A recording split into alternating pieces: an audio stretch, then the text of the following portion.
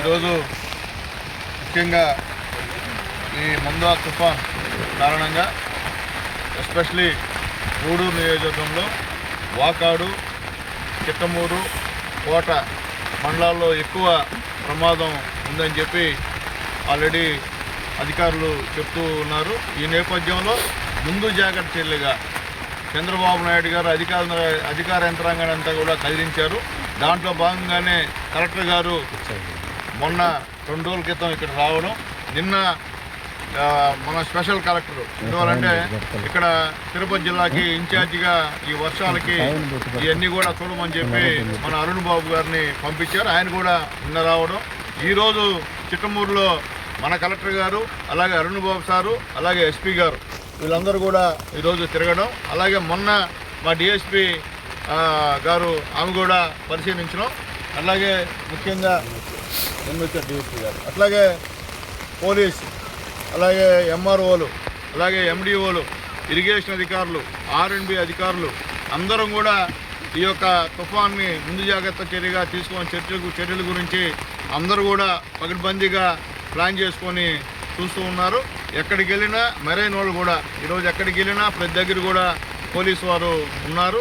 ఎక్కడైనా ఇబ్బందికరమైనటువంటి ఈ యొక్క లో వంతెనలో నీళ్లు ప్రవహిస్తుంటే అక్కడ అటు ఇటు మనుషుల్ని పానికుండా పోలీసు వాళ్ళు జాగ్రత్తలు తీసుకుంటున్న విషయం కూడా చూస్తూ ఉన్నాం. అట్లాగే చాలా అన్యాయంగా ఉంది. ఇప్పుడే ఈ బాలేటిపాలెంలో ఉన్నటువంటి ఎస్టీ కాలనీకి మా నాయకుడు మన రమణన్న గారి ఆధ్వర్యంలో అక్కడికి వెళ్ళిన తర్వాత అక్కడ మొత్తం నీళ్లు విపరీతంగా వచ్చే కార్యక్రమం, గిరిజన కాలనీ మొత్తం మునిగిపోయేటువంటి పరిస్థితి కూడా చూసాం.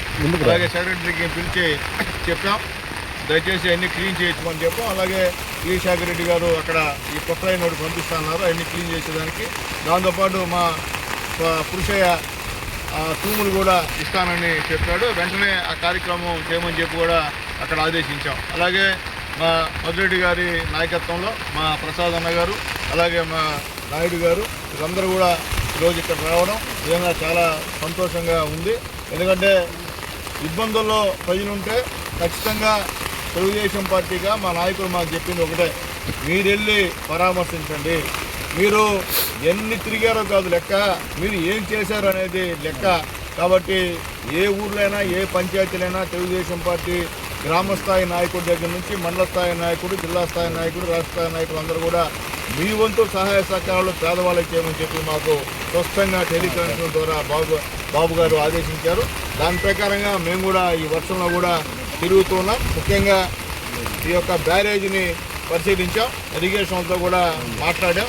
అలాగే అక్కడ కూడా దాదాపు 7 గేట్లు ఎత్తినటువంటి కార్యక్రమం, ఇంకా కానీ ఎక్కువైతే మిగిలిన గేట్లు కూడా ఓపెన్ చేస్తామని కూడా చెప్పారు. అట్లాగే దాని తర్వాత గంగన్నపాలెం వెళ్ళాం. అలాగే మా బీజేపీ నాయకులు మా పురుషోత్తం రెడ్డి గారు అక్కడ బ్రహ్మాండంగా నీళ్లు రాకుండా రింగ్ బండ్ ఏర్పాటు చేశాడు, అభినందిస్తున్నాం. ఎందుకంటే అట్లా మా నాయకులు ఏంటంటే గ్రామాలని వాళ్ళ సొంత రిస్క్ తీసుకొని సొంత డబ్బులతో రింగ్ బండ్ ఏర్పాటు చేయడం చాలా సంతోషం అని చెప్పి మేము తెలియజేస్తాం. అలాగే దాని తర్వాత తువ్విలిపాలెం బీచ్కి వెళ్ళాం.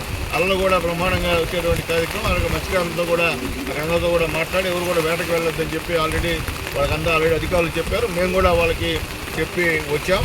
దాని తర్వాత ఈ బాలేటిపాలెం హాస్పిటల్ దగ్గరికి వెళ్ళాం. అది కూడా పడిపోయే కార్యక్రమం ఉంది. దాన్ని కూడా చుట్టుపక్కల ఉన్నటువంటి పిచ్చిట్లన్నీ కూడా తొలగించమని ఎండిఓ గారికి ఇన్స్ట్రక్షన్స్ ఇచ్చాం.